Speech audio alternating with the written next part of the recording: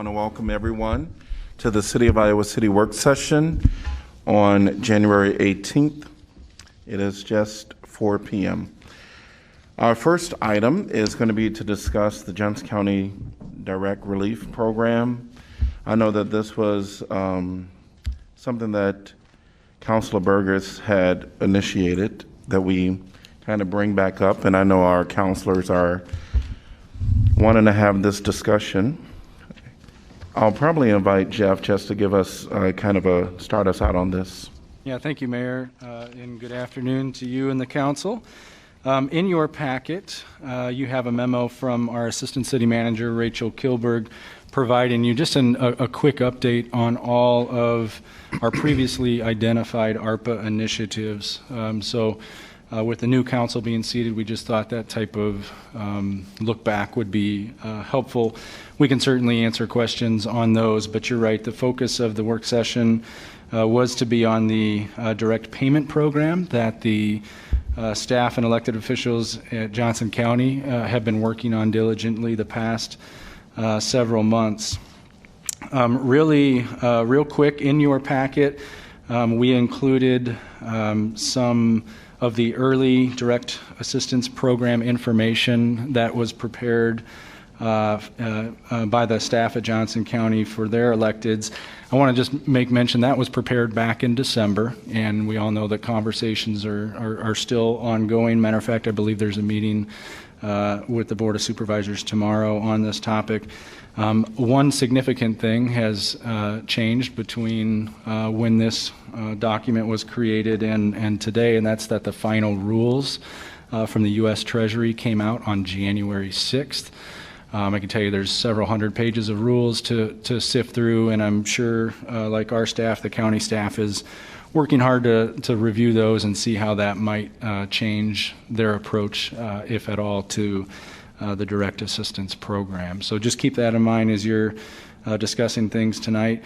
I do want to thank the county team. You have several county staff members here in the audience tonight that can probably answer questions about their program better than we can as city staff. So with that, I'll just turn it back over to the council for discussion, and we'll do our best to answer questions as they come up. Great. And thanks to the county members that are here today. Really appreciate your presence, and we'll just kind of dive into this conversation.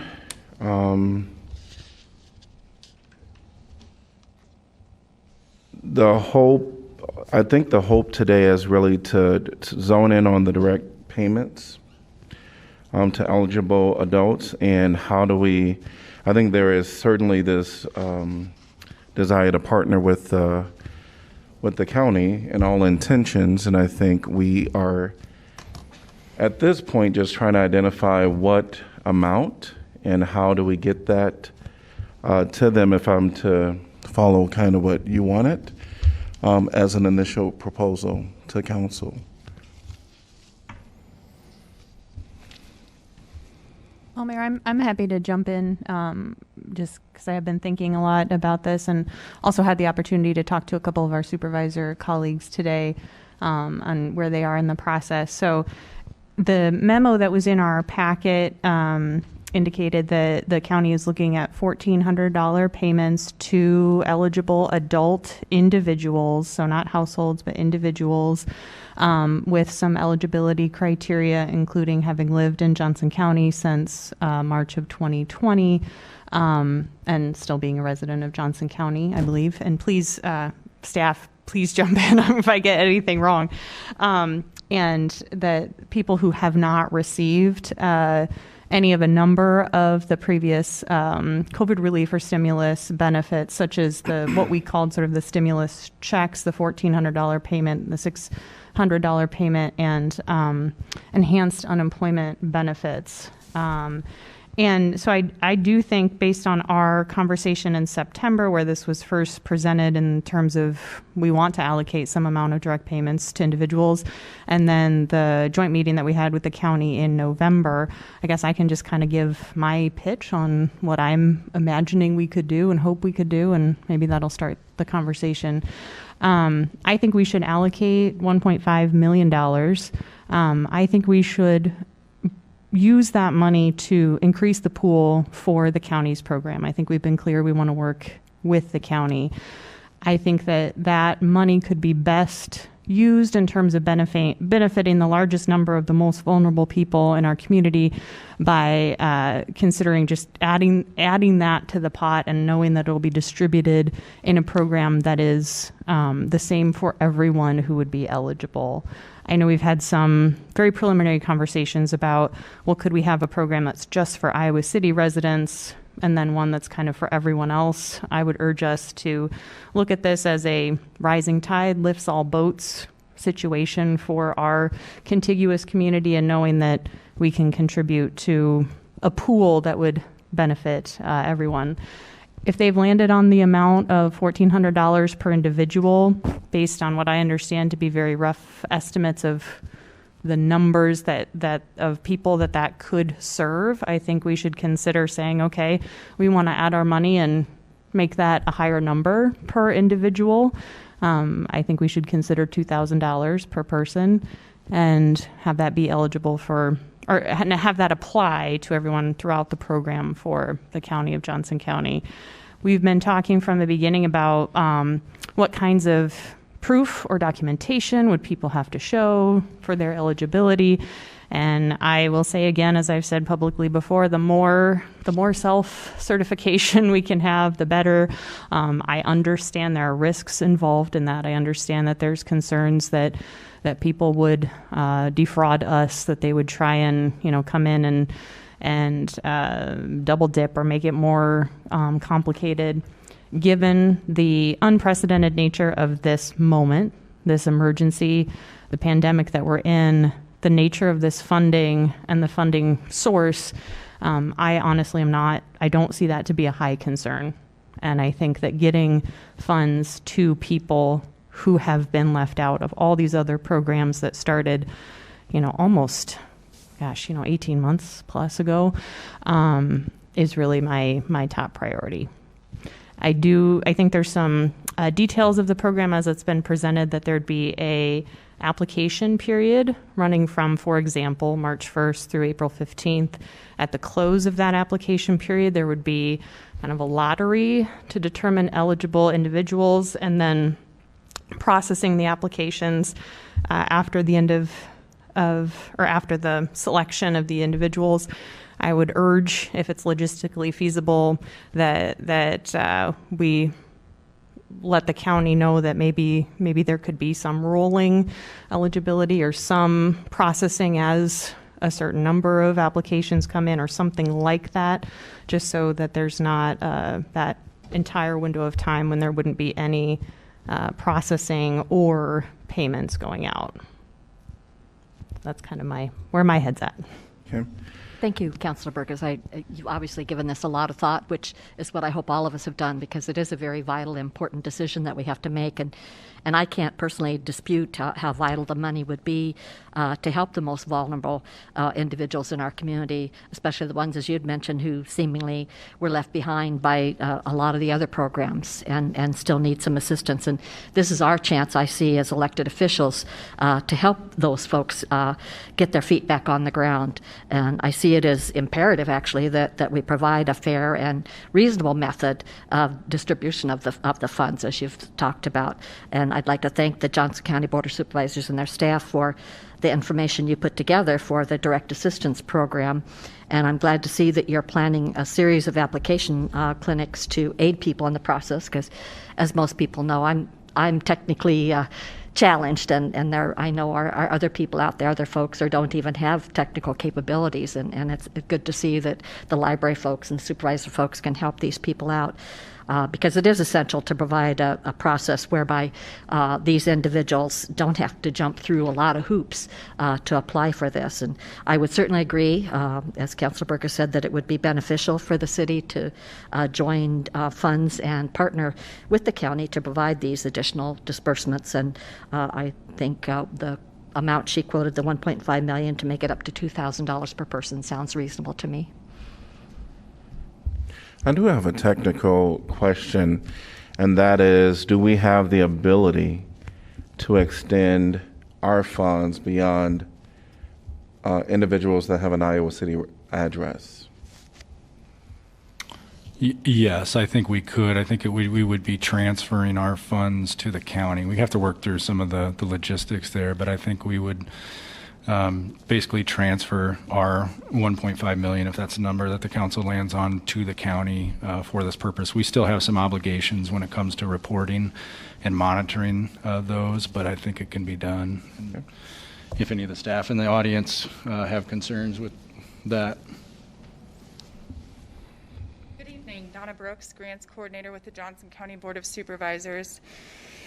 Something that we've discussed with our ARPA leadership team, which includes the County Attorney's Office, would be looking at participation from the City of Iowa City, possibly through a reimbursement model, so that we can ensure that those benefits or ARPA funds provided by the city directly benefit Iowa City residents. And given that this program is being developed to select as a lottery or a random selection, I think it might be a better idea to see what some of those selection numbers look like in terms of disbursement of county residents based on communities before the city puts in or agrees to a large amount. And again, I know that you guys are elected officials and we're just staff, and these are decisions that elected officials will ultimately make. But being the people that live and breathe both the interim final rule and now the final rule, we do have concerns about whether or not the City of Iowa City could provide their local fiscal recovery funds to communities outside of the City of Iowa City. The rule is pretty clear that these funds should benefit only those residents of the recipient. Any other questions? I have a question. I have a question about the lottery. Is that based on a speculation or projection that there will be more people needing this money than we have? So Absolutely. that's the rationale for the lottery? Well, we looked to other local governments, such as the City of St. Louis and the City of Boston. We had a very good meeting with the City of Boston last week regarding their program that they stood up with ARPA funding that provides this type of direct relief or cash transfer as the expenditure category under the U.S. Treasury. But ultimately, the lottery, what it does at a capacity level is if we were to receive 7,000 applications, and we know that 2 million divided by 1,400 is about 1,400, rather than having staff review all 7,000 applications, it allows us to pre-select those numbers that approximately fit with the budget and then review from there. So it just feels like a fair approach. And there certainly, our program includes the opportunity for, in the event of an incomplete application or lacking documentation, there's a 7-day turnaround period for staff to reach out to residents and help them complete their application. Again, the goal is inclusivity, not exclusion. So staff will be doing everything they can. But I'll tell you that the City of Boston had a pretty good laugh about the fact that we were trying to administer this in-house and not going with a third-party provider. They had put out an RFP and split their $1 million budget to $900,000 and $100,000, reserving that 10% for administration.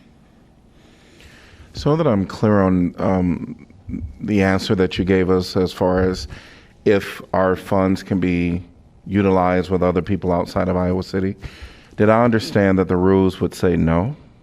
That's our reading of the final rule. And we think it would be better to maybe establish a 2080 agreement where the City of Iowa City was reimbursing for any resident of Iowa City that received a direct assistance payment. But my name is Ray Forsyth, and I'm the Special Projects Manager. Based on the demographics of Iowa City, I think you would be safe to assume that your 1.5 million would be completely absorbed. It would just be then the pool size and the number of approved applicants to get to that 1.5. So it would really depend on the lottery. But having that bigger pool opens it up to more residents. And you would assume that more residents of Iowa City are going to apply because your population is a significant portion of the county. I'm not sure if you can answer this question, but if the county was to do the 1,400 and the City of Iowa City wanted to do the 600 on top, is that something that you foresee being an option? think so. Yeah, I think we just want to work with the county attorney's office and the city attorney's office and make sure that we have the proper kind of agreement in place, whatever that looks like, and just making sure, again, that we're kind of cross-referencing against the final rule and maybe even doing some outreach to the U.S. Treasury or to NACO or League of Cities and kind of getting the go-ahead before we start mixing dollars, I guess, in a pool, so to speak. I tend to like the idea of delineating it by resident address, but again, open for discussion and ultimately elected official decision-making. And we will definitely go back and report to the board the desire of a $2,000 payment versus $1,400. Does creating that extra, it's not a layer, but the extra distinguishing mark of Iowa City residents and that money, does that slow down payment? No, because part of our application process is residency, acknowledging the residency. So we're going to be tracking where every applicant comes from. So it shouldn't at all. I will say if we stay with a model of a set application period and we double the budget, then obviously there's going to be a requirement for more staff capacity to review those applications. So in the time period allotted. So county money that's allocated toward this, it can go to anyone who lives in Johnson County. Is that correct? That's Correct. So correct. essentially, we would the city by providing funds would be stretching the money pretty much for everyone in that sense. Even though what you're saying is that the city funds could really only go to city residents. Absolutely. Unless we targeted those city dollars to city resident or city applicants, city resident applicants. As far as the residency of the applicants, would we be solid on the address being actually based on municipal boundaries rather than, there's lots of Iowa City addresses that aren't within our boundaries. Is your system set up that way? I think we would be safe if it's an Iowa City address, it would be an Iowa City resident. I think that's a pretty safe assumption to make. No, there are plenty of people. So, for example, out North Dubuque Street, who are residents who have an Iowa City address, but who are not actual residents of the city of Iowa City. Then they're unincorporated residents of unincorporated Johnson Johnson County. County, Then yeah. they'd But be- although yeah, they then have an could- Iowa City address and a 52240 zip code. Okay, then they could be, and Johnson County has a GIS system that has layers for qualified census tracts and the unincorporated areas. So we would be vetting applicant addresses through our own GIS system. Thanks. Okay. I just have. Go ahead. One of the things that I think probably all of us have is the idea of trying to get people their help as fast as possible. Right. Is the lottery system, at least on paper and all the deadlines and stuff, it looks like it would still be into this summer, at least if you do the math that I was reading it, unless I was doing it wrong. Is that a pretty solid estimate of the time? And is there any way to speed that up? Do like I think somebody had just mentioned some starting the distribution while the lottery applications, I don't know. You work Right. with that. So what's the fastest way to get people help? We believe that this is the fastest way to get people help. If we were to process applications as they were received and it took the first come, first served basis, we believe that there are some issues there with equity, frankly, because we know that there are certain populations and groups that can more readily complete an online application, who are more familiar with the program, who have paid attention as it's been developed. And we need time to do outreach to some of those marginalized communities that have not yet been involved in the process. That's the goal of these application workshops, of identifying community partners, of trying to hold these clinics sometimes off-site when necessary to make sure that we're not creating technological barriers, language barriers, outreach barriers, that type of thing. But I think, also in response, if the city of Iowa City was partnering with us and they were helping us with the technical assistance and the reviews, I think we could definitely speed it up. But at this point, the Board of Supervisors is doing this in-house with existing staff. So resources like that could definitely help speed up the review on the backside. Absolutely. I'm still confused as to the answer to Councilor Weiner. So if the person has an address of Iowa City, are you going to consider them an Iowa City person? How did clarify that again for me? Our GIS system would tell us if it was a resident of the city of Iowa City, versus a resident of unincorporated Johnson So County. you would list them as having the funds from Iowa Correct, City? from Iowa Yes. City. Well, if they are a resident of unincorporated Johnson County, we would use Johnson County's local fiscal recovery fund. If they are a resident of Iowa City proper, we would potentially use or could potentially use the city of Iowa City's local fiscal recovery funds. On top of the county. I don't think on top of, I think just delineating to make sure that it is clear, that we have a process that is clear up front so that there's less questions should we have to report or provide additional documentation. But I would say, my opinion would be, or I guess my understanding would be, not in addition to what the county is providing, but to cost share for Iowa City residents. Unless you went the approach of just doing a supplemental to Iowa City residents. Then we would use all county money first, and then anybody in Iowa City could get the supplemental payment. Does that make sense? Which I think that's what we've been talking about, right? Doing the supplemental? Or am I mistaken? To get our Iowa City residents up to 2,000. I mean, it sounds to me like one of the things that you're saying, and please correct me if I'm wrong, is that there is potentially a large enough pool to use up both if we were to allocate 1.5 million in addition to, what is it, 2 million that the county is, that all that would get used up with $1,400 payments. Is that correct? Potentially. Yeah. Right. We don't have good numbers because we don't know how many people are actually going to apply. As to the timing of payments, I want to be clear about this. I'm talking with a couple of supervisors today. I think their understanding was the application period and then the lottery, and as soon as those that were matched in the lottery were processed, which would be happening on an ongoing basis, that those payments would be happening at that time, that it wouldn't be a 2-month or 6-week processing period and then payments. Right, it would be a rolling payment based on the review of the application. So if the applications were complete and met all the criteria, then we would start processing payments.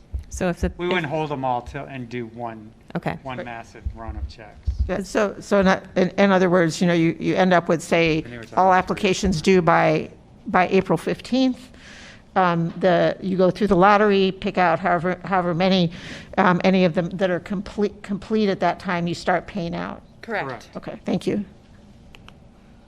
I think we should, just on this question of what our money could be used to support, if there is a hard line that our dollars could have to stay within the municipal boundaries of Iowa City, which, I haven't read the final rule, but it seems to me that having intergovernmental transfers being, allowed, that there would be some flexibility for intergovernmental transfers to, for example, a county from a city within that county. But I think the administration cost is something we should be talking about. It would make sense to me that Iowa City would be willing to support things like promoting to the vulnerable communities. We talk about translation, we talk about these clinics, right? I would hope that our dollars would support that, but we need an answer to that question, I guess, or we need to be willing to say we believe that this meets it, because I think that would benefit not just Iowa City residents, but is a really important piece of this program. And in terms of transfer authority, I should say that I am familiar with the county's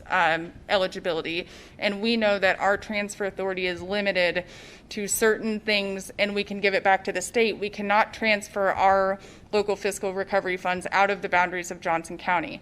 I'm not as familiar with the city's transfer authority, so certainly your city attorney can do more research there. I didn't mean to speak on that as an expert for city government, because I'm not. So Sue or Jeff, do you have any, or Rachel, do you have any wisdom on that? Well, I think we can figure it out. Let me just say that I'm convinced that we can figure that out. What I would try to focus you on today is what is your primary objective? Is it to reach as many people as possible? Is it to lift up that proposed $1,400 amount? I think we can accomplish it, but whether it's a blanket transfer, a reimbursement, I think we can definitely figure that out as we go through the rules. Well, I'm certainly in support. I think we're all in support of the 1.5 million, and it, at the same time, seems to me until we have a clearer idea of what the actual number of recipients are in Iowa City as to how those funds will be distributed on a per person basis. But for now, I mean, I think it certainly seems like a good start. And once we have a better idea of the level of distribution or the number of distribution, I would think we could revisit, the program at that point. Well, I think we're going to need to be clear up front when we're promoting the program, especially if you're looking at potentially increasing the amount. You're not going to want to do that probably after you receive applications. So we'll probably need some of that up front. Some of it you may be able to decide at a later point, but ultimately the county's got to put this program together and then build the infrastructure to support it before it goes out the door. I also am in favor of the 1.5 million, and because I'm new, these questions may have been asked and answered already, but have there already been conversations among staff and the capacity for city staff to be able to help support?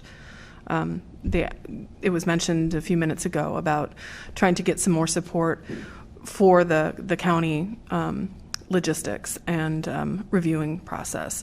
Is that something that's been talked about already? And is there that capacity within the city to help? Does that come out through some kind of, I guess I just want to leave it at that as a broad question. Yeah, we haven't discussed, essentially loaning staff over for this program. I'd have some hesitations with that, just knowing everything else that we're juggling right now. But I think it's completely reasonable to expect that some administrative dollars may have to go with our transfer to support any added hours that they may need or translation expenses, things like that. I think that's a very reasonable request should Johnson County make that. Yeah, support is a big bucket. So Yeah. My other question is to circle back to sort of ensuring as much, I'm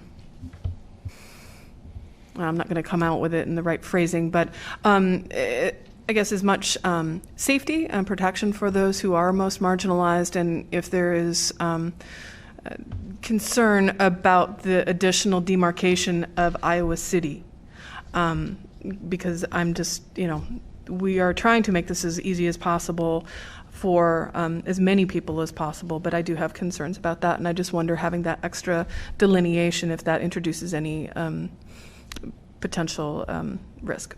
Not to my knowledge off the bat. I can tell you that Johnson County has developed this program diligently as a negative economic impact or a relief program to reduce some of the reporting requirements in terms of income, that 1099s, social security numbers, that type of thing.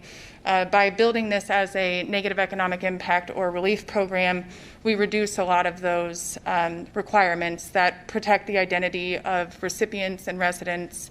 And I feel like the model of the program has its own safety support, and Iowa City's participation would not change that. Thanks. I also wanted to just point out that I was fairly well impressed with the templates of that people would have available to be able to attest to their employment. So, thank you. And I think the other advantage of a partnership with the City of Iowa City is you already have a lot of social networks and social agencies that you fund that would also be of assistance to get the word out. We're looking at having workshops and sessions, but having the additional support from Iowa City could broaden that outreach, and I think we would get to the larger pool would be really beneficial. The more outreach we give, the more respondents we're going to get. All right. Any more questions, or we can continue discussions? Just one last couple just quick comments and questions. First of all, forgot to say thank you for the work you've been doing on this. I know we all here appreciate that, and and because we all feel very firmly that this is something we need to do to help people, and just even learning more about the scope of the challenge presented. So thank you for that. It's much appreciated. I also would be absolutely in favor of the 1.5 million. One thing from this discussion, and maybe this is more for council, just to make sure that we're clear whether we're talking about covering the $1,400 within city limits, or if we're talking about stacking on top. And I think that's something that we'll talk about, and we'll talk about with the supervisors. I'm new, so I'm making sure I understand where what our next steps are. So Sure. Great. What I heard from staff is we should kind of pick a number and they can figure out the logistics. Is that fair, Jeff? I think it'd probably be a little easier for us to work out some of the transfer mechanics or reimbursement mechanics, whether we're looking at 2080 agreements or whatever the case may be. We can work that out in between meetings and report back to you. What I would love to get a sense of before we wrap up the conversation is whether you're hoping that Iowa City's contribution of 1.5 million is what I'm hearing from, I believe, a majority, is intended to increase that dollar amount. Are you looking to go from 14 to 2,000? Is that the primary objective? And if so, that gives us the direction we need to work with the county to see how to make that happen. Yep. And I do think that's something that we need to discuss. If it's the extra 600 on top of the 1,400, we did hear that there could be quite a few residents that would qualify based on the application criteria, and they wouldn't be able to receive any of the funds because of the lottery. And so I do think that. And that's a great point, Mayor, because if you look at, if we're going to keep our pool to the same number of people, only some residents get more money than people that are outside of the city. By making our pool bigger, we're guaranteeing that more people will get a payment, whether it be the 1,400 or 2,000. But if you're just adding $600 to anybody who lives in Iowa City, you probably won't run out of money based on the pool size that we're creating. Does that make sense? Mm-hmm. And just to kind of anchor this in numbers, if we're contributing 1.5 and the county's at 2 million, that's 3.5 million. If it's 10% administrative costs, that's 350,000. So if you take the difference and divide that by $2,000 per person, it's 1,575 individuals. So I had a conversation with Mazahir Saleh of the Center for Worker Justice, our former Mayor Pro Tem, and she indicated, that their best guess is that the numbers will be in the hundreds of households, not thousands. And Supervisor Sullivan indicated that he thought, an estimate was 600 to 800 households with maybe 2 individuals per household as an average. So that was kind of where my brain was in hitting that number, was that would allow for everyone who, again, we don't know who all would be eligible, but that should meet the anticipated need. Right, and I would add that at this point, the supervisors are not taking an administrative fee, that we're absorbing the cost of administration at this point. That 2 million is 2 million towards the program. It doesn't have an administration in it. Okay. And obviously that could change, but right now it's not. And is it your understanding that it's per household or per individual? So if there are 2, like adults in a household, each one would get? Correct, Okay. per individual. Thank you. I guess for me, we're doing estimates of how many people would need it. And thanks for giving us some numbers. And I've heard in the hundreds, potentially not in the thousands, but we don't really know. I guess because we do need to kind of move forward and as a council and make some determinations. I guess for me, I would say certainly we can do the 2,000 for Iowa City residents, but I still hear Councilor Burgess maybe making a claim to do 2,000 across the board. I'm just saying if we think that's possible, I think that's the best. I will say in terms of the number of people who might be eligible, in the final rule, the U.S. Department of Treasury defined what they meant by low to moderate income, and it was a higher number than we had anticipated. So for our program to be eligible for a family of 1, they just have to make less than $45,370 a year. So, and then it goes up there from there based on size of the household. So a lot of people, we think more than several hundred people would be eligible. But it's also only those who haven't also received. No. That's how we've structured it to be focused on low to moderate income, and so that is the biggest hurdle to reach. One of the eligibility requirements is that you didn't receive previous stimulus, but that's not the only Correct. the only category. Right, so in other words, there's both the not having received previous stimulus is an eligibility requirement, and it's a higher, the income threshold is higher than you thought it would be. Correct. I think requirement is an exclusive term. This program is open to any resident of Johnson County that is low to moderate income. One of the eligibility facets is also exclusion from previous federal stimulus. We're qualifying that as a negative economic impact of the COVID-19 pandemic. If you lost a job, if you had housing insecurity, if you lost childcare, if you did Qualify not for other federal programs like WIC. Yes, Yeah. qualify for other federal programs. So again, it's to make as many people eligible to access the program as we can under the U.S. Treasury's final rule. Okay, So it that isn't- was not clear to me at all. I'm sorry. I Right. totally did not understand that. I think that there's been a narrative that this is an excluded workers fund. This is not an excluded workers fund. This is a negative economic relief program for low to moderate income residents of Johnson County who experienced an economic impact as a result of the COVID-19 pandemic. Thank you.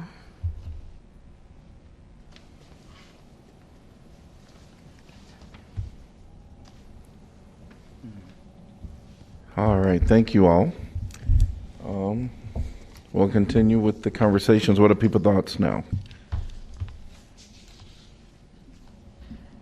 Are we just focusing on the individual disbursements, or there were other items in the memo from Jeff, such as the one on repair and relocation of individuals? Is now a time to discuss that, or some other time? I mean, we can, It doesn't have anything to do with the county yeah. and their I think funds we and their should program. focus still on the county relief funds. I guess not knowing the numbers of people at this point who would be eligible and having just understood that there's a larger pool of people who would be eligible than I had originally thought. I guess I would be in favor of doing $1,400, contributing our $1.5 million and having $1,400 disbursements across the board. Should there be leftover money at the end, then I think we all need to circle back and take a look. But I'm concerned that if right now that with the greater number of people, if we ask that they be plussed up to $2,000, as much as I would like that we might end up excluding people who really could need it. Yeah, that was my concern as well. So at this point, $1,400 seems to be for me anyway, the baseline that I would like to work with. If the $1,400 is the baseline, the question that I would have, and maybe this will be a conversation certainly that the county will have to have, for those that don't actually get selected within the pool, can our funds then be given to those individuals that are City of Iowa City residents? Yeah, I think if you can articulate that's your primary goal, we'll work with the county staff to do our best to make that happen. So if your goal is to reach as many people as you can by contributing our extra 1.5, then we'll try to structure that. I don't know that we can work out all the details and get through all the assumptions tonight, but it seems to be that's the key decision we need. You've made the decision that you want to transfer the 1.5.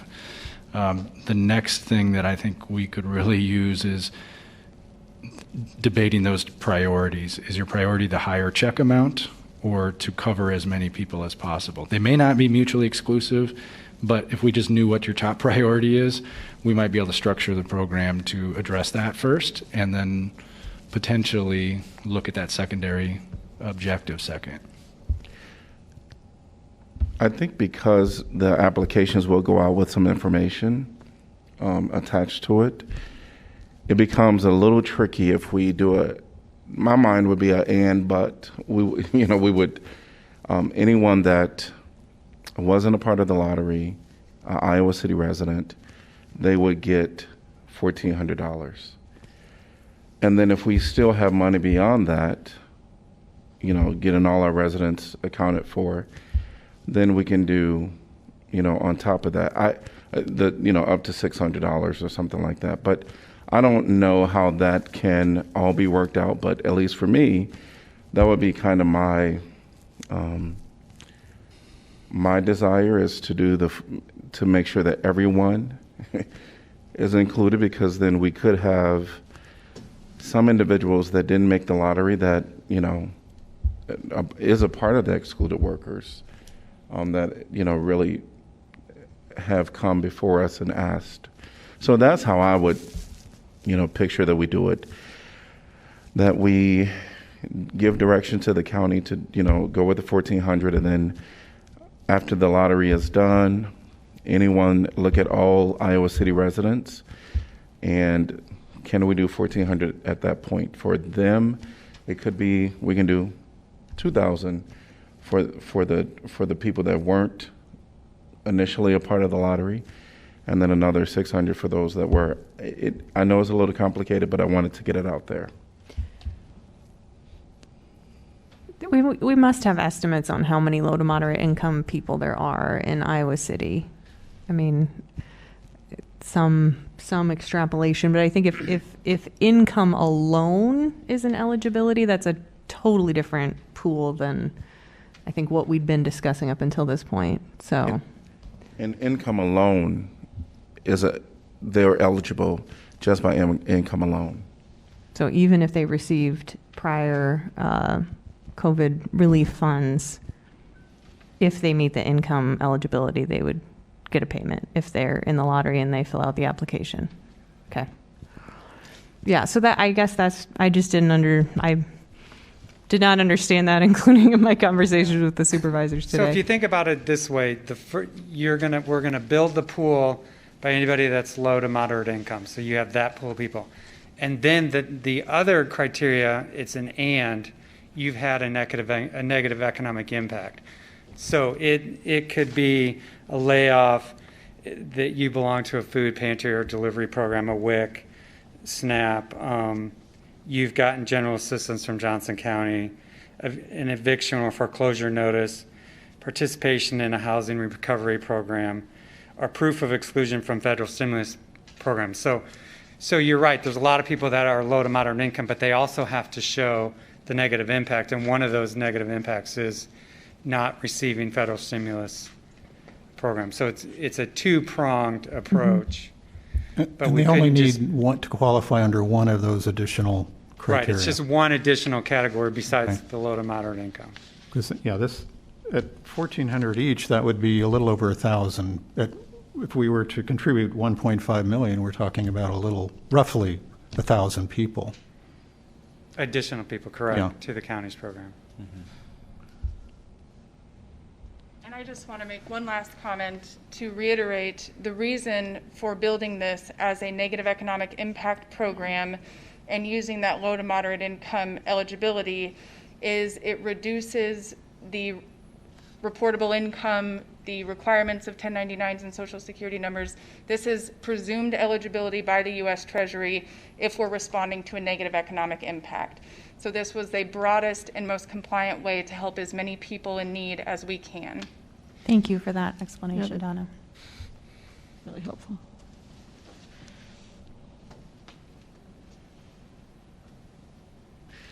All right, so I feel like we need to either marinate on that or try to come up with some directives for staff.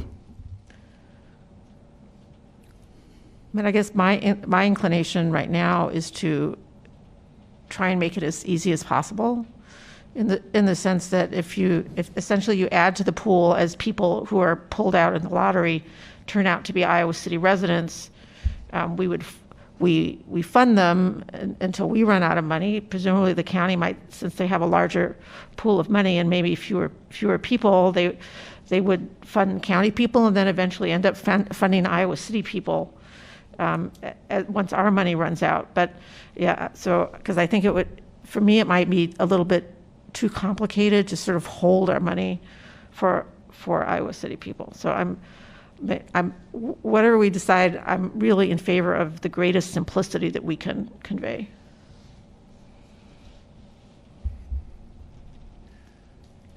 Well, and that approach seems to go also with reaching the broadest amount of people, given that the parameters are different. And I am right there with Councilor Burgess. I did not understand so thank you for the explanation. But it seems now that's a kind of a different ballgame. And that being the case, then I think it makes sense that this pool is going to, the eligible people are going to be much bigger than the pool we were envisioning, and therefore it makes sense for us to be able to help more people as simply as possible. So at least right now, I would be in favor of putting it into the pool rather than the sort of the if-then statements of, we can always return to it, as Councilor Weiner had said, and that we could maybe layer on top. But at least initially, it seems to me, let's just put the money in there and allow it to be reaching as many people as possible. I think one thing we still have to determine is if the city funds can go to a non-Iowa City resident. That hasn't been totally established. So right, but I mean, I think we could. That's true, and I also think that that's probably not administratively that difficult if they are saying this person isn't, at least until you run through the 1.5 million or whatever it was, that this person is an Iowa City resident, therefore their funds are coming out of the pool of money that Iowa City gave. So with that scenario, I just want to be clear that if the county is running the program and then the county wouldn't use any of the county funds at the initial start with the lottery, is that what I understand? I'm saying that the county wouldn't use initially county funds for Iowa City residents until they would run through the Iowa City money. Okay. For Iowa City, and then the county money. I don't know. Yeah, at least for me, I think we would want to have the county use their funds with the lottery, and then we come on the back end.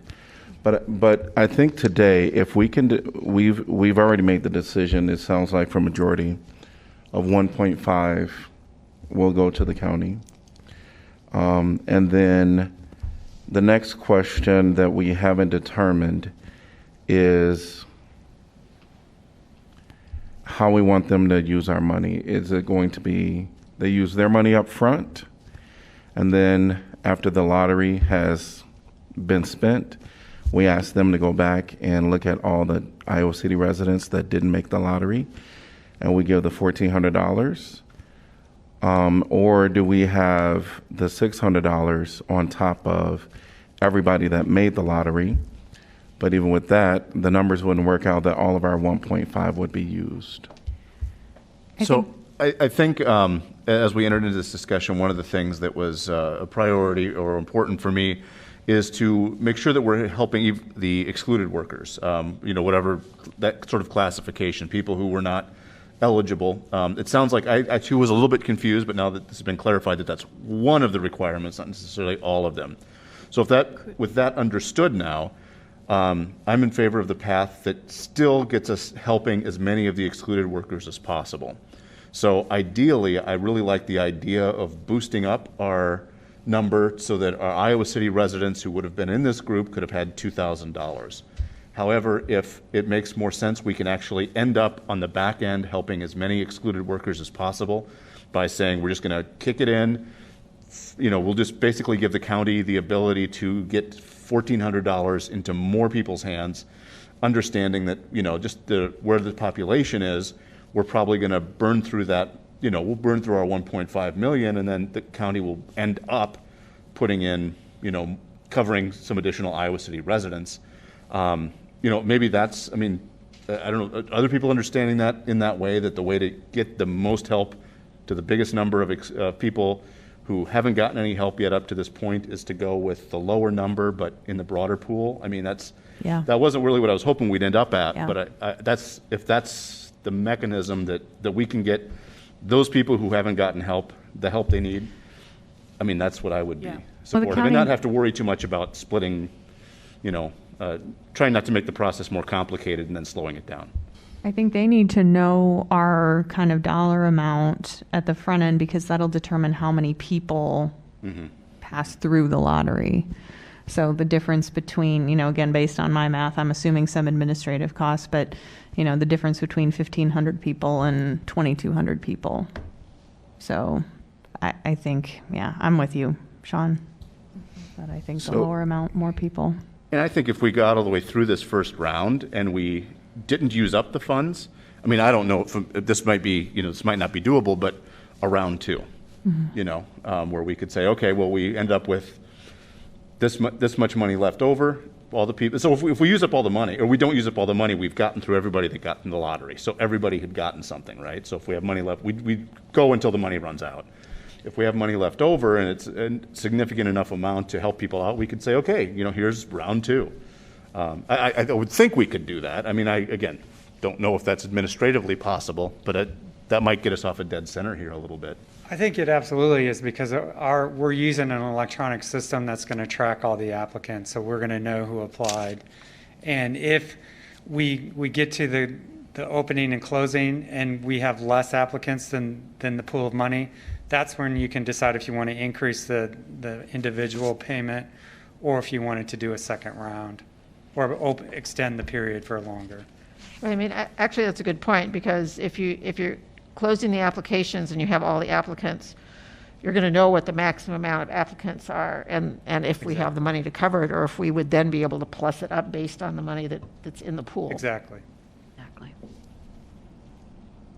So I want to make sure that I clarify your position. You're wanting to use city money from the beginning for the lottery, is that correct? From what I'm hearing, it sounds like that would be administratively the most simple, is to just say, here's the 1.5 million, let's get it to as many people as possible, split out at this $1,400 level, and that would capture more of the excluded workers that we've been talking about helping out than if we tried to get too fancy with just by the speed, and then we can get things out faster. Sure. Now, the real concern isn't necessarily that we're going to have money left over; it's that we're going to run out before we hit the number of the end result. And I think at that point in time, maybe we come back and talk with the county about seeing, how much are we running short? Can we put in a little bit more and make it to everyone? But there's no way to know that at this point, for sure. So okay. I heard Councilor Weiner and Councilor Burgess agree with giving the money, having it used at the initial pool. Is there anyone else in agreement with that? Yeah, I would support that. Okay. Awesome. I would as well. Yep. I would too. All right. So that's the direction that we're going to give. Is that the 1.5 million be used at the onstart of the initial lottery, and that will expand opportunity for everyone in the council and the county at that point. Yep, understood. Thank you. Great. And I would just mention that, I appreciate the excluded workers and the list we've gotten and those that have come before us, but I would hesitate to have the community think that it's just for that group of folks, because I think we're talking about a broader number of people, those that are in need, that haven't received any help, that might not necessarily be classified as the excluded workers. So I would be hesitant in sort of throwing that term around. And I think that what was just explained to us is really helpful, in the sense that the way that they're able to structure, the fact that they can structure the program this way reduces the amount of proof and paperwork and documentation that anybody who's applying has to produce, and so that's a win all around. That's a great point, and we would say this is an inclusive fund rather than an exclusive fund. So you're absolutely correct. Yeah, that privacy piece is really important. Thank you for structuring it that way. Right. Great. All right, thank you all from the county. Really appreciate that. If nothing else on this topic, we'll move on to the next one, which is a continuation of our budget discussion. And I know today we have to talk about levy. Yeah, well, you're right. We do need to, in the next week, determine if the levy that staff has proposed is indeed the max levy that we want to build our public hearing around, which is required by state law. So if you have a desire to raise the levy, we probably at least need to be aware of that and potentially schedule additional session to set what that would be. But I did want to call your attention after Wednesday's capital improvement plan meeting. Council directed staff to look at ways to move the Market Jefferson capital project from 26 to 24. So we put together a memo. It just came in your late handouts today, though, so I'm not sure if everybody had a chance to read that. If you want, I can walk you through what we feel would be the best path forward, but ultimately, if you don't want to start there, if you just want to ask questions, that's your decision as a council to make.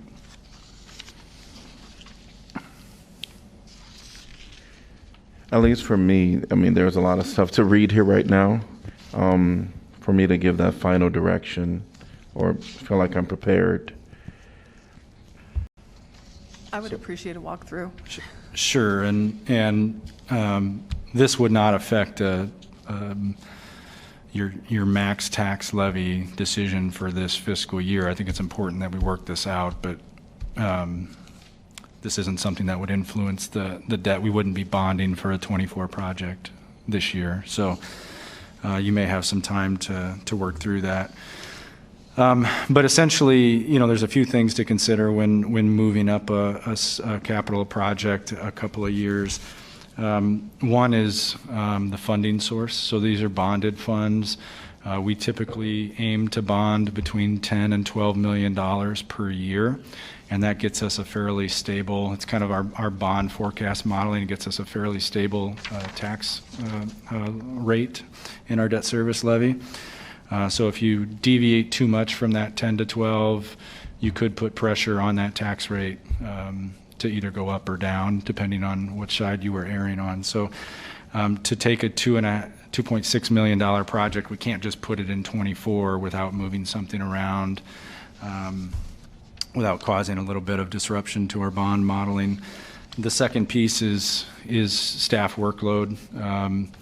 We build the CIP at kind of a max staff workload. So to take a large project like this and move it forward, we really need to deprioritize something else that the staff, particularly the engineering staff, will be working on.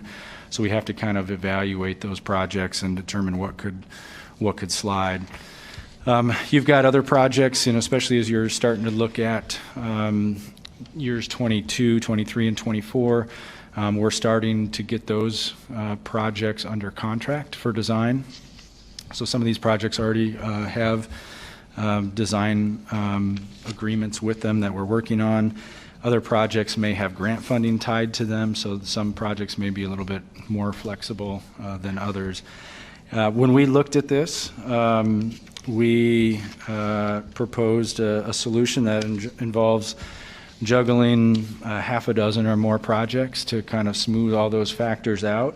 So I just real quick walk you through that year by year, and then I can answer questions that you have. But in 23, so this is the year before you were targeting the Market Jefferson project, we would remove the Dubuque Street reconstruction, and then we would actually slide a couple of things forward from 24. So we're looking at a fire apparatus replacement of over $1 million and moving that up a year. And then moving up some money that we had projected for parkland acquisition as we grow on our west side, knowing that we'll need to probably acquire some parkland out there to serve a growing population. Those were things that we would really have liked to seen in 23, but we didn't put them in there in our initial proposal because of the bonding constraints. So again, take Dubuque out and then push a couple things forward. The Dubuque project would go all the way back to 26. That would kind of fill the space vacated by the Market Jefferson project.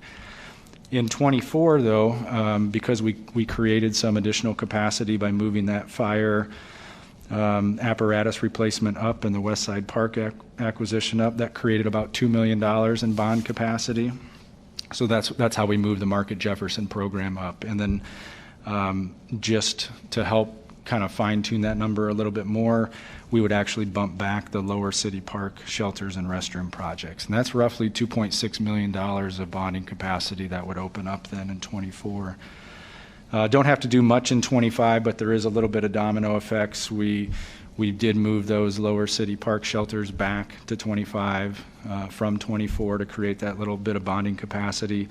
That caused the domino of the Hickory Hill Park Conklin Shelter Restroom Project to go back 1 year. And then in '26, that's where the Dubuque Street project lands. And that is also where the Hickory Hill Park Conklin Shelter and Restroom Replacement lands. The only project that would fall out to the unfunded would be the North Market Square Playground. That's in pretty good shape right now. I think you'd see it introduced again next year in '27, but again, just trying to smooth out the bonding numbers a little bit there. So that's our thoughts on the best way to accomplish the council's objective if you want to move things up. The Dubuque Street project is not under contract. If I didn't say that before, that's one that we're actually negotiating a design contract with right now. We could put a stop to that and then turn our attention to initiating design on Market Jefferson. So another reason why that one works out. I will say, still from a staff perspective, we feel like the needs are greater for the Dubuque Street project. We feel like there's more significant utility and surface deterioration issues on that Dubuque Street corridor, which is why our initial proposal included that before Market Jefferson.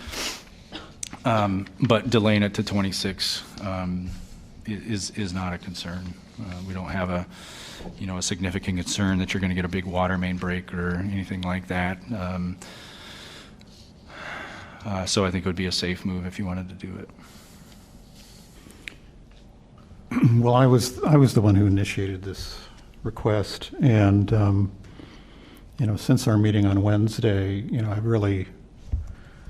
that was one of my focal points since Wednesday was this question. And as I noted in our discussion on Wednesday, there are a number of other projects that concern me as well. I think it's important with respect to advancing two things, really. One is safety. We've been emphasizing the safety aspects of these projects. The other that I think needs to be emphasized is how these streets, which have their auto orientation to them, we are, after all, essentially, by and large, an auto-dependent city,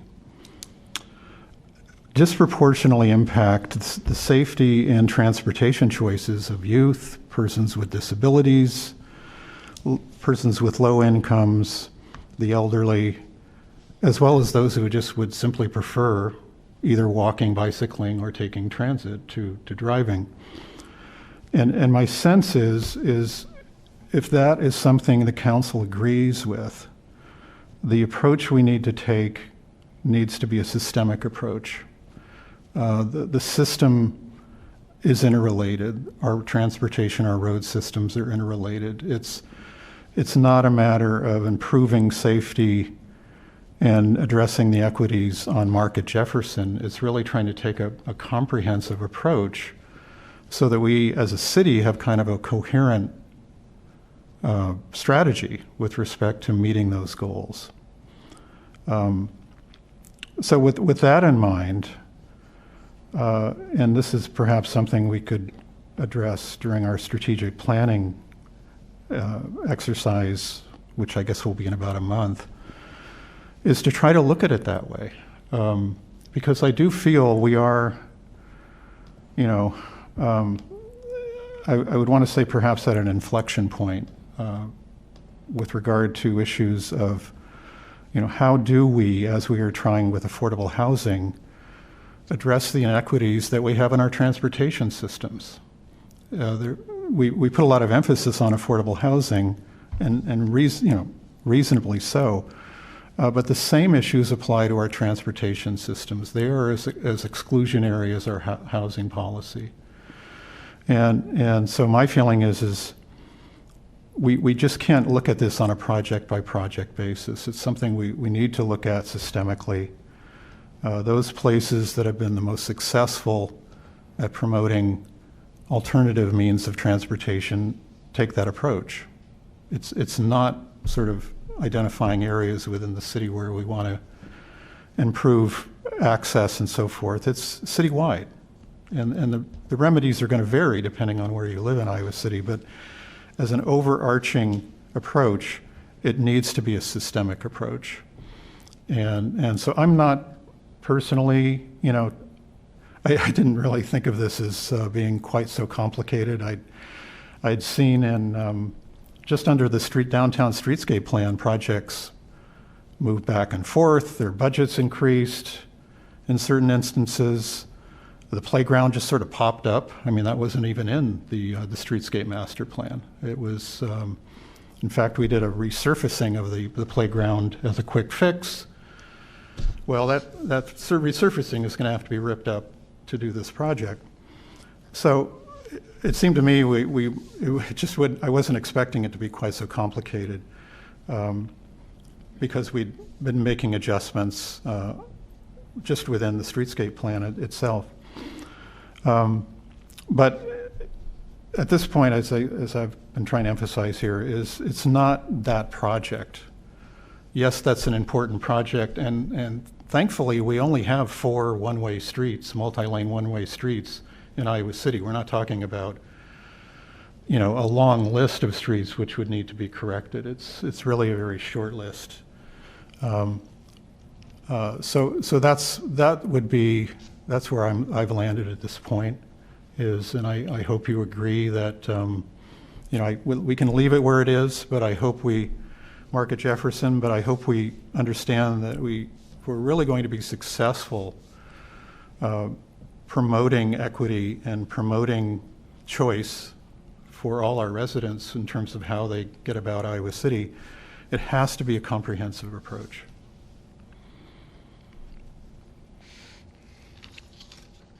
The one thing that did come out of the discussion was for Market and Jefferson, there needs to be some community outreach.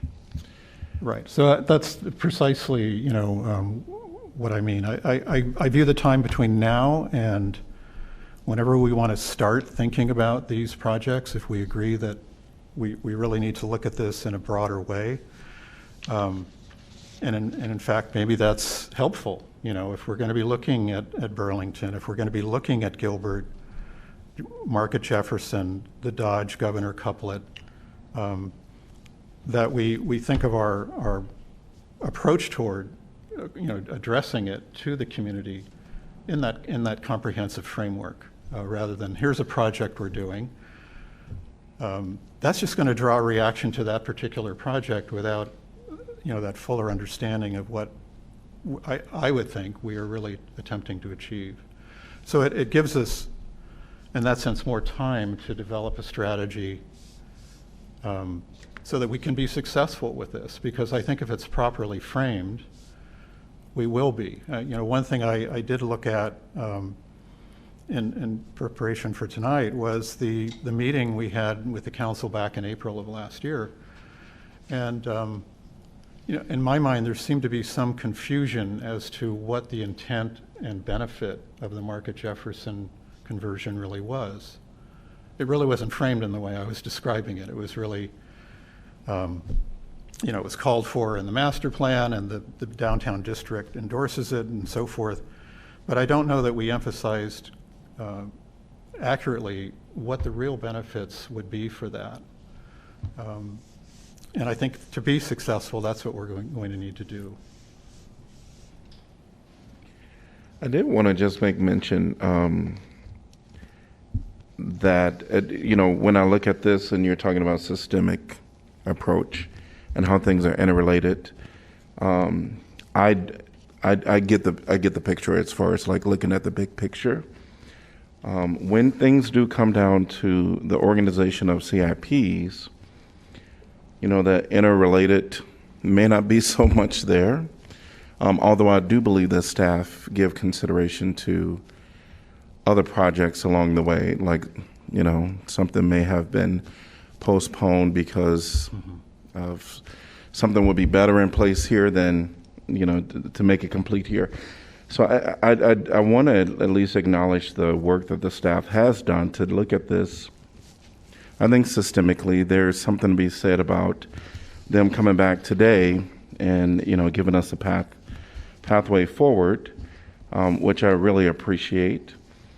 When council does have our strategic meeting, I think that's what we're supposed to be doing, is looking at all of the systems, on some level, and trying to create a paragraph that's going to encompass how we want to move forward as a city, what our priorities are. And so certainly I can wait and, not move forward with this and have this a part of this won't be a part of the strategic plan specifically. It may come up because the strategic plan is bigger than a project, which we know, but examples come into play all the time when you're talking about a strategic plan. So if the proposal, there's something to be said to at least get this in the hands of the public, because it'll be, I think, 10, 12 years by the time this comes up into the public. Well, at least for them to have these community. Well, leaving it where it is, it's 2026. The Dodge Street project is 2025. So there are two major projects that fall under this program that I'm suggesting. And the Burlington Street project could very likely not have any capital cost. It would be more just a planning exercise. And the same with Gilbert. Gilbert is not envisioned as a major capital project. It's just a road diet executed by revising the lines of paint in the street.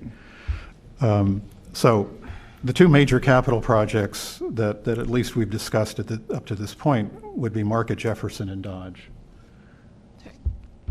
Can someone provide the backstory on Dodge, because I'm not seeing it in here? Yeah, the Dodge Governor couplet, I don't know, Jason or Scott, Ron, I can't see who's all back there, but want to walk us through the Dodge Governor? So the Dodge Street project would be reconstruction of Dodge Street, essentially from Burlington Street to Governor. So it would be similar in layout to what it is today. We'd probably look at tweaking it somewhat. Another piece of that is not only pavement, but utility repairs as well. So water main, storm sewer, sanitary sewer, that kind of stuff as well. So it's Dodge, just that chunk that was done with Governor? Yep. And parallel. We've gone through and done a functional design, so we haven't started the preliminary or final design for the project. I guess one thing I would note is Dodge Street is joint jurisdiction with the DOT, so that does add another layer of complexity or coordination there as well. Thank you. Going back to what the focal point of this, which is Market Jefferson, my understanding when it was initially in the CIP before it came back on is that one of the reasons the downtown district and others supported it was because turning the one-ways into two-ways would really knit together the downtown with the north side in many ways, because the one-ways, people go faster, they're more of a barrier, and that's one of the reasons or a main reason that the downtown district supported it. So as a sort of part of, and so I view that somewhat holistically as an overarching planning goal, which is how do we essentially increase the walking area, expand what we consider to be the core downtown, and move forward as a city. So I don't feel that strongly as to when it takes place, but that was my understanding of what the background of it was. It also is where our bike lanes are. So, that I think is another important consideration is, and this is the sort of thing I've been looking at over the last several days, is that when you have a bike lane, you really don't want it to be on a multi-lane one-way street. If you were to place it there, there would need to be significant separation. And our current bike lane on Market and Jefferson is not physically separated. So those are the sorts of, if we're promoting bicycling and we're putting it on a one-way street, there's a we're putting it in a place where there's inevitable conflict and high risk. The one-ways increase vehicular speed, so that if there is a collision, it could likely be a fatal collision. So those are that's the other overlay with Market Jefferson, is it's part of our bike network that we need to consider. Yeah, I appreciate, John, what you're saying about holistic approach and rolling this into our strategic planning. And I think having a little more time, making sure that Market Jefferson stays on the CIP, which it is back now, and having a little more time to kind of frame that all up and say, okay, how do all these projects, these bigger, really significant projects that we know are planned, how do they fit that goal? Are there any, tweaks, recommendations, that kind of thing, rather than, the moving it up to 24, I feel like is too rushed like that. I don't feel like we're being intentional, and we can't, kind of pull in what you're talking about if we do that. And also, I think if the understanding the complexity of this puzzle, and that if it would mean delaying the Dubuque Street reconstruction, I think that's one that people are relying on, happening in fiscal 23, people being, people on that street. And it is a major undertaking as far as, the planning of reconfiguring the traffic pattern and all of that. And I think that one, we know, one of the big issues in that block-long reconstruction is that there is so much vehicle right-of-way and so little pedestrian right-of-way, and that's a lot of what's going to be changed, if I understand that project correctly. So I think that still fits with the direction that we're going, but can make sure that that happens at a time that people are already kind of planning for, and then move forward. Nancy's out there listening in. That was certainly not my intention to start reprioritizing among the downtown projects. That's the sort of discussion that, would require significant effort on everyone's part to make sure we were in this reshuffling of the projects that, we reach some consensus on that.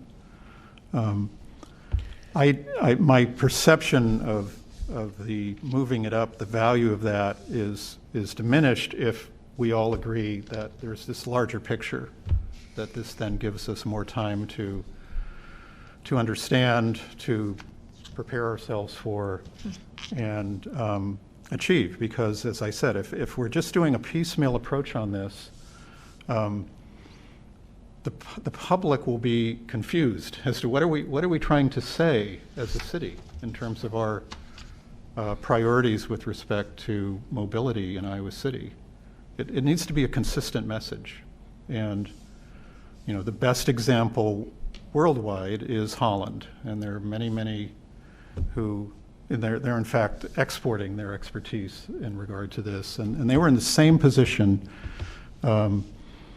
cities in the United States are 50 years ago. But they made a conscious decision to go in a different direction. And it's a systemic approach. And it made perfect sense to me when I began to see how it's very important to maintain that coherency rather than pockets of walkability, which is kind of what we have now. I want to get to other budgetary items, unless there's more comment. I guess maybe we need to give direction to staff as to if we're wanting to go with this revised schedule, or are people... Sounds to me like not. Just want to make sure I get a... Yep. So there won't be any changes to the CIP. And then other budgetary items.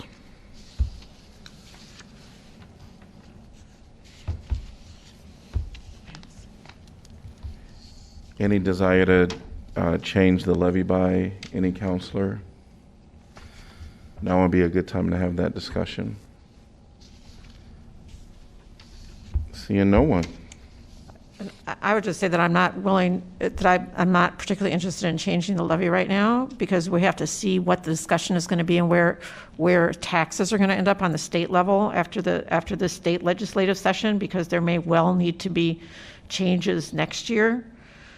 We may need to raise the levy next year if the state's no longer going to produce enough income tax revenue to cover what we need to. So I personally favor leaving it where it is for that reason.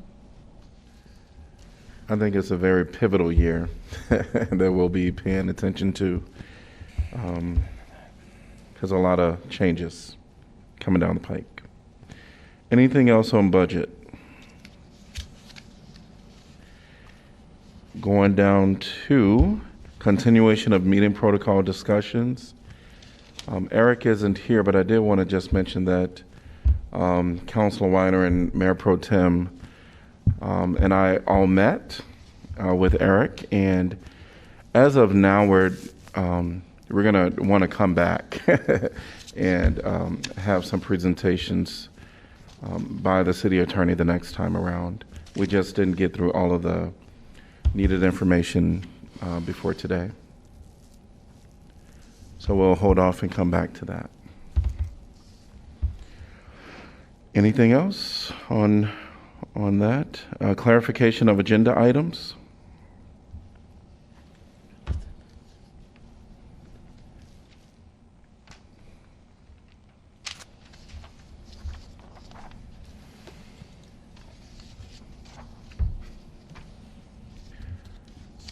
And we will have the item number 11. I know that Councilor Burgess will recuse herself. That's about it. And then information packet discussion January 6th.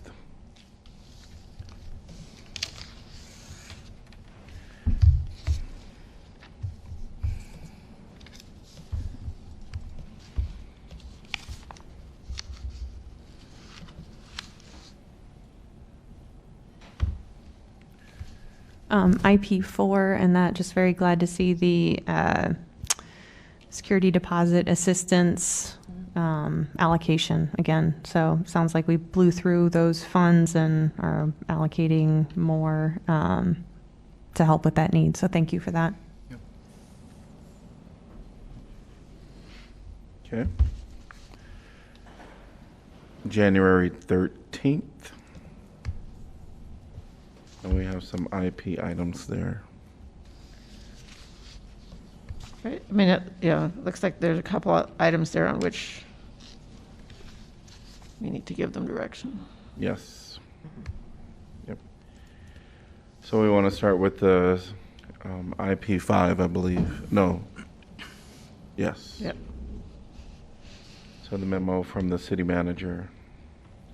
Yeah, just looking for some direction on timing, if you're ready to jump into that in the next month or two. It's typically when we would start, would be once the budget is more or less done. So late February, early March would be typically when we start. And I've got a couple things here that I'd like you to consider. One is whether you want a facilitator or not, and two, whether we try to coordinate with the Better Together 2030 visioning process that's going on. I think that could be really beneficial, but want to make sure you're comfortable with that.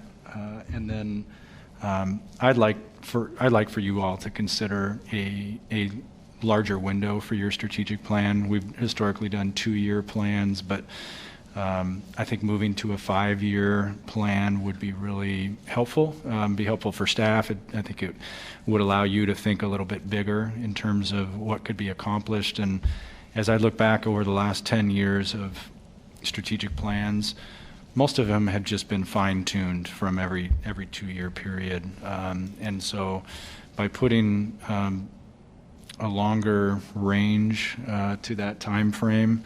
I think it just may allow us to approach some of these situations a little bit differently. Currently, a lot of our focus is what can we get done in this 2-year period, or what can we make substantial progress towards in this 2-year period, as opposed to thinking a little bit bigger. So any feedback, discussion on those items would be greatly appreciated.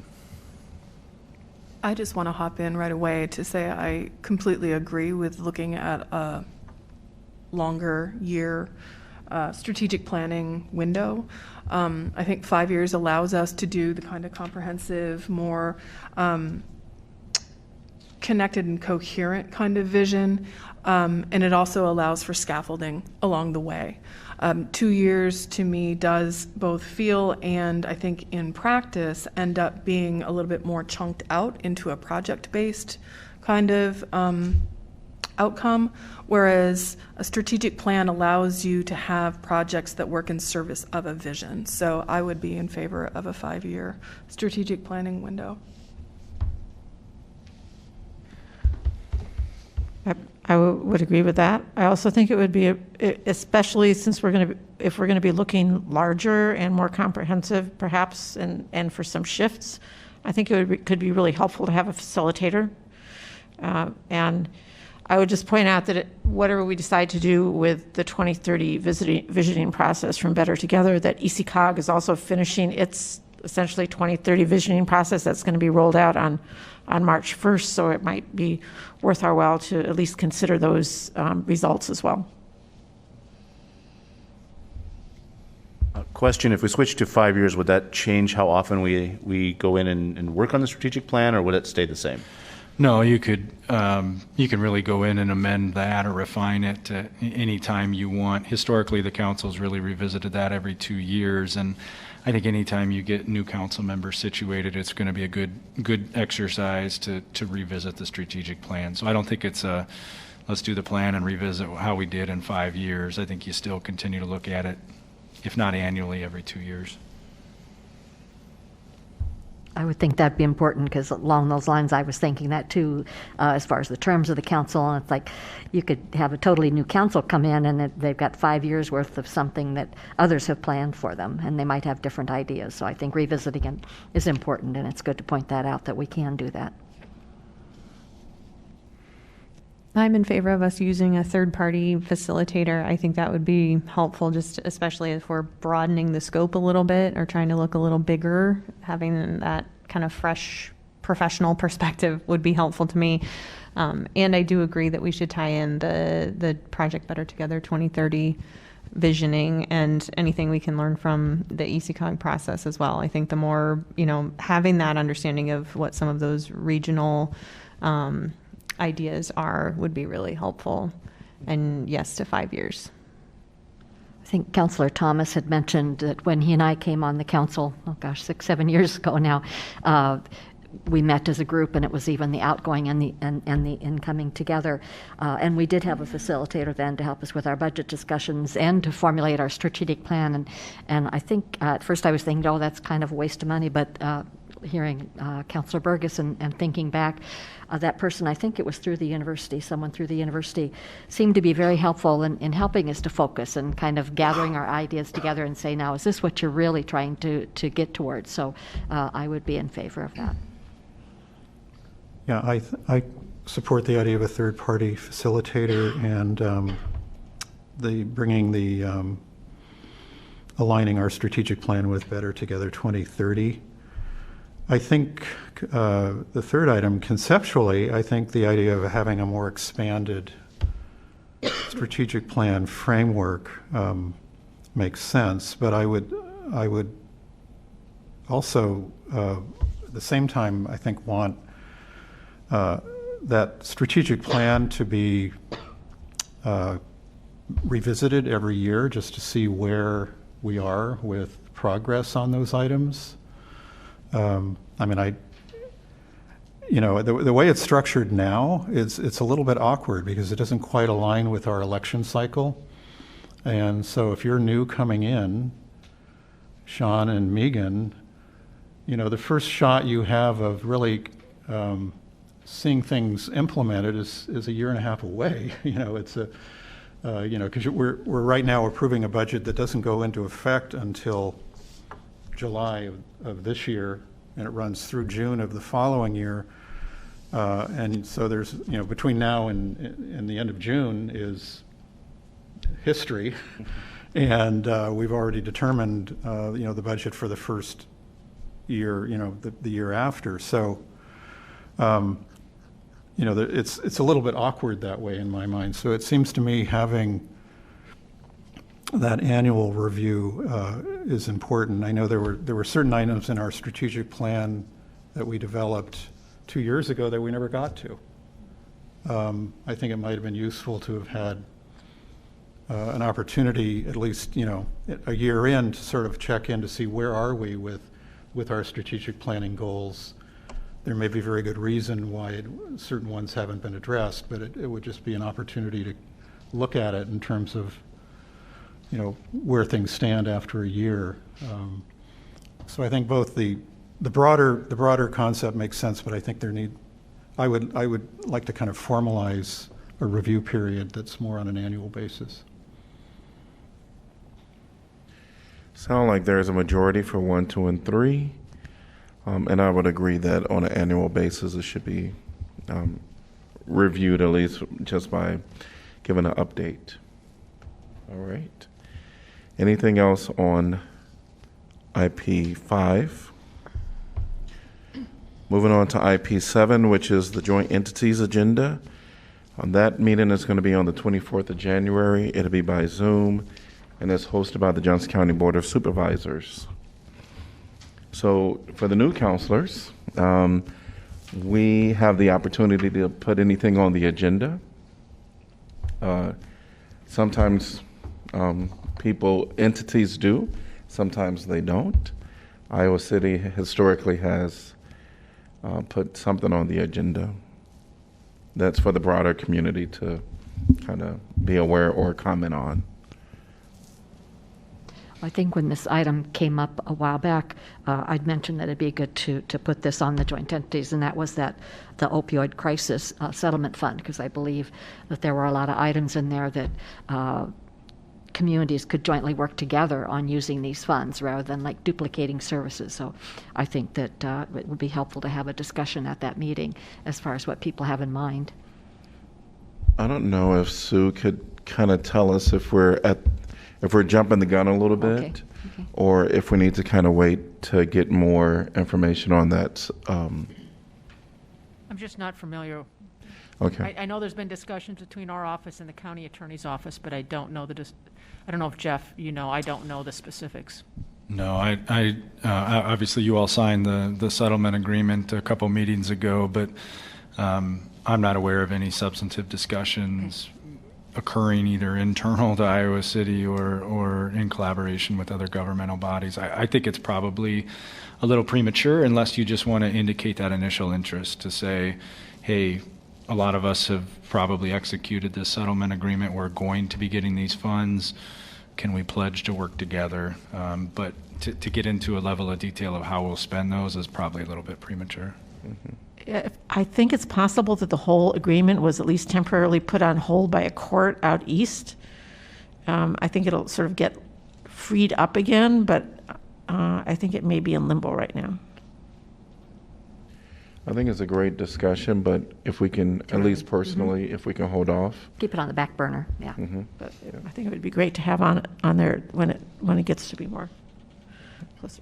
And my experience with these meetings is that they're kind of relatively short and usually not super, I don't know, it doesn't seem like we usually actually have substantive agreement discussions. So anything that even is putting on the radar, I do think is helpful. In my mind, I was thinking about just updates on anything COVID related, understanding that the school district, I don't know like their level of involvement in the drive-through clinics and testing that are being, and maybe we'll hear that from Sam tonight too, but I always think it's helpful to just hear from all the entities of like where we at right now so that from an information sharing standpoint.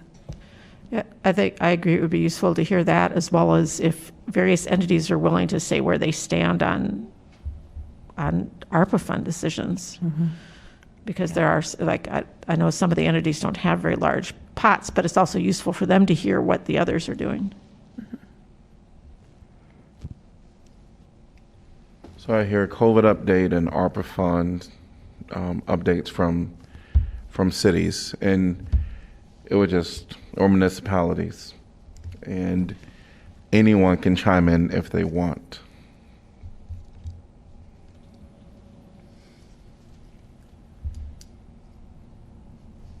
Anything else? I'd be interested in the spirit of what Councilor Burgess talked about, that these are sort of like, you bring up something in order to follow up with. I would definitely be interested in finding out from various entities about local childcare solutions, investigations, discussions, in order to be able to signal our interest perhaps in supporting and partnering with work that's already underway from a number of different, the Child Care Coalition is drawing from everywhere in the county, different entities. So I would be interested in putting that forward, just to be able to signal our interest in entering into that conversation. I think it's a great discussion, but I'm not sure that it would, at least me personally, if that would be the best place to do it, only because I know that you mentioned the Child Care Coalition and Iowa Women's Foundation. It seemed like maybe they can reach out and try to get some more substantive type information. Sometimes these meetings are really, as Laura would say, they kind of go quick in some manner, and I feel like this is a more detailed Sure. discussion. Is there a way to at least, I mean, and this is a question to those who have been at these before, is there a way to signal this interest so that there's I mean, it sounds like there are a lot of different potential partners there. So rather than actually say, could you present us with work that you've been doing, which is more along the lines of the COVID updates, but rather just to signal that these are things that, perhaps we can have a conversation or learn more about this at a different time. Is that possible? So, I mean, and if this is getting too in the weeds, we can certainly take this, offline. But I just wanted to find out if this is the appropriate forum, and if it isn't, then perhaps the next question, either here or elsewhere, is what would be some good directions to open that conversation up. I mean, childcare is a concern across the board. I mean, there certainly could be. That's where I would see like maybe the Child Care Coalition coming and giving some type of presentation, but especially if there is something new coming out through the state or federally, some funding, just to make people aware. At least that's how I see it. I don't know that it will be beneficial for people in municipalities to share updates unless they have, they've taken advantage of something. Sure. Do we have like a new business that's on that agenda? Because it seems like, just being able to say, hey, coming down the pike at some point, we'd like to collaborate. My experience in our collaborating with the county on ARPA just really shows how much intentionality it requires. I think we all were just like, yeah, we'll work together. And now we're, so many months into it, and staff's done, almost all the work. We've had 3 conversations about it. So I like the idea of kind of flagging, hey, this is an issue that in the future we want to work together on. The district's doing something, the county's doing something. The city has talked about that in terms of our strategic ARPA, expenditures.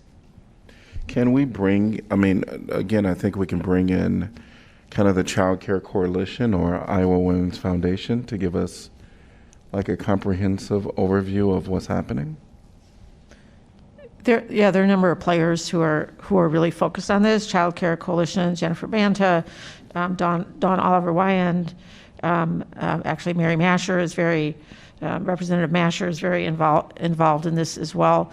And I think the school district has, at least the ICCSD has a big potential piece of it if we eventually step back and look at the potential for lost and trying to make sure that there's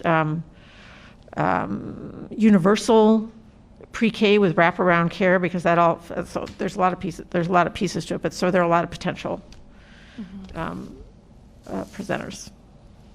So are you thinking, with that being said, it could be an item and then just municipalities just jump in, or do we, because I don't feel like the city has an update.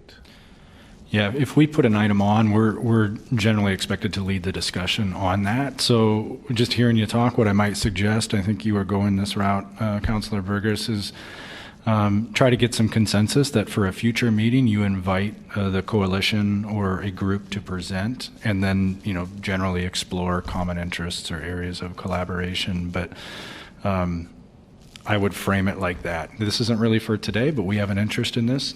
Is anybody else around the table interested? And if yes, can we invite this guest to come to our next meeting? And you meet quarterly, so it'll just be a few months away. And it's also going to be a big topic at the legislative session again. I feel like a broken record right now, but so it's going to be a moving target in some ways. And I think over the next couple of months before the follow-on meeting to this one, we'll know a lot more about what they're going to do and not do at the state level. Mm-hmm. Any other agenda item ideas? All right, hearing none.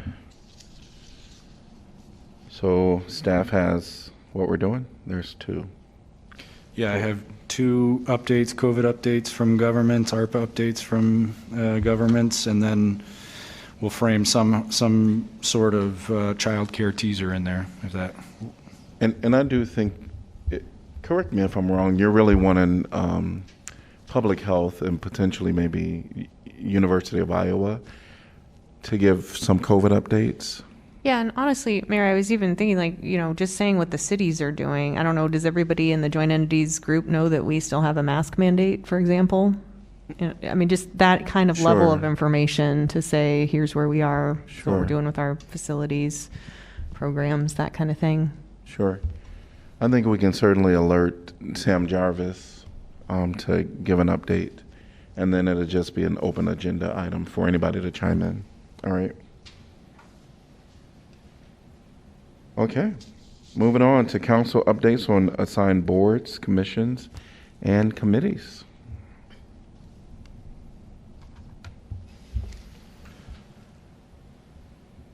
Well, since I mentioned ECOG before, I'm still part of ECOG just insofar as they're rolling out their version of this Visioning 2030. So we had yet another meeting next week. They're getting ready to really roll out the final version, which I believe will likely be a public meeting in which people can participate, of course, on a city council day. It's going to be March 1st.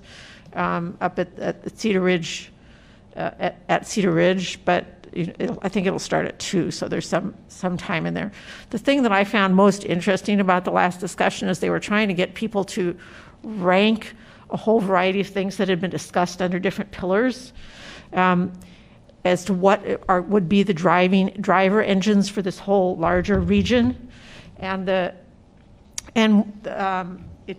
It was very interesting to me that the things that people ranked the highest were the basic building blocks of creating a livable place. They weren't let's create a biotech center here, or let's try and pull in this. They were let's figure out affordable housing, let's figure out childcare, and let's figure out how to make all our immigrants feel welcome. Essentially, those were the top 3 items. So I'm curious to see where it all lands, but I thought it was fascinating that it was really among this not small group of people from a not small group of counties that with a lot of other technical and other possibilities there, those were the top items. And what were they? Housing, childcare, and what was the third one? Basically creating a welcoming place to be able to bring the immigrants in. Mm-hmm. So it's sort of, put another way, workforce issues. Mm-hmm. Yep. I'll just mention that tomorrow I'll be leaving for Washington, D.C. to the U.S. Conference of Mayors, and typically the Mayor's Innovation Project would overlap 2 conferences at one time, which is typically like 7 a.m. or 7:30 start all the way to 9 p.m. So it'll be a little easier, I think, this time around with only one in place. But these conferences do offer experiences from other cities to present, and the things that you just mentioned, housing, some of those key things that we are trying to, do better in our own community. Sometimes there's things that they mention and it's, whoa, this could be very helpful. So hoping to bring back a lot of new ideas, maybe for our strategic planning. And I got to sit in on my first City of Literature UNESCO board meeting, and the timing of it is fantastic because they are in the midst of looking forward to the One Book, Two Book Festival, which is of young writers in the, actually it's throughout all of Iowa, and they are given a fantastic opportunity to express themselves and to be literary, and it goes all the way from K to 8. I should know this better because I've actually adjudicated it as part of partnership with ACT. There's a staff of writing specialists who get the opportunity to read these essays, and then through a really wonderful rubric that was created to adjudicate the best essays, and then the winners read their stuff. And this may all be information that you already know, but I just had to wax enthusiastic about it. Additionally, they are going to put a skating rink out at Black Hawk Park, which is going to be a really nice way to be able to have kind of some safe gathering, and they've done it before, and they're going to do it again. So that will be coming up. Great. We are at the point of our break, and we will be back at 6 p.m.